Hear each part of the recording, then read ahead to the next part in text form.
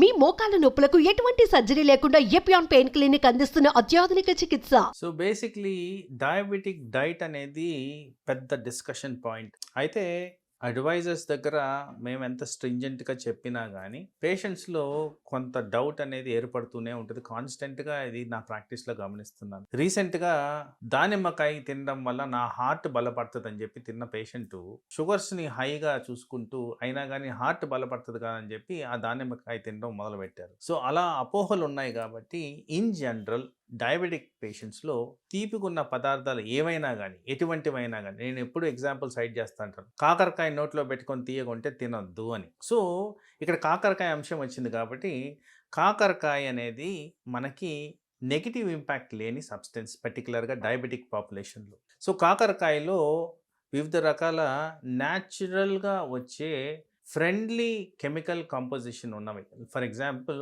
థయోఐసోసైనైడ్స్ ఇలాంటివి, free radicals, anti oxidant properties ఉండేవి, high fibre content ఉండేవి, విటమిన్స్ పుష్కలంగా విటమిన్ సి. సో ఇలాంటివన్నీ ఈ కాకరకాయలో ఉంటాయి కాబట్టి ఫైబర్ కంటెంట్ ఎక్కువ ఉన్నది డయాబెటిక్ ఫ్రెండ్లీ కాబట్టి జనరల్గా కాకరకాయని రికమెండ్ చేస్తాం.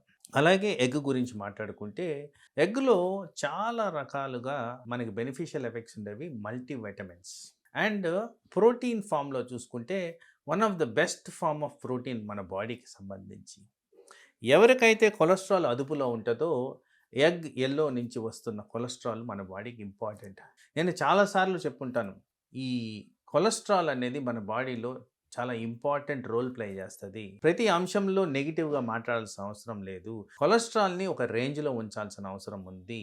ఆ రేంజ్ దాటి ఉన్నప్పుడే కొలెస్ట్రాల్ మనకి సూటబుల్ కాదని ఎప్పుడు వివరణ ఇస్తుంటాను. సో కొలెస్ట్రాల్ ద్వారా వివిధ రకాల హార్మోన్స్ తయారవుతాయి. బాడీలీ నీడ్స్లో చాలా రకాలుగా కొలెస్ట్రాల్ హెల్ప్ చేస్తుంది కాబట్టి గుడ్ కొలెస్ట్రాల్, బెడ్ కొలెస్ట్రాల్ని ఒక బ్యాలెన్స్డ్ ఫామ్లో మెయింటైన్ చేయాలి కాబట్టి అది ఎగ్ ఫామ్లో తీసుకున్నప్పుడు మనకు బాడీలీ బెనిఫిట్స్ ఉన్నాయి కాబట్టి అది కూడా ఒక రికమెండెడ్ రేట్. ఇలాగే డయాబెటిక్ పాపులేషన్లో ఎవరికన్నా ఇట్లా డైటరీ నీడ్స్ ఉన్నప్పుడు న్యూట్రిషనిస్ట్ సహాయంతో లేదు డాక్టర్ సహాయంతో మీ డైట్ని టైలర్డ్ ఫ్యాషన్లో మీకు రిక్వైర్మెంట్స్ ఉన్న ప్రకారంగా దాన్ని అనువదించుకొని వాడడంలో మనల్ని షుగర్ వల్ల వచ్చే కాంప్లికేషన్స్ని అదుపులో ఉంచుకుంటూ లాంగ్ టర్మ్ కాంప్లికేషన్స్ రాకుండా అవాయిడ్ చేసుకోవచ్చు.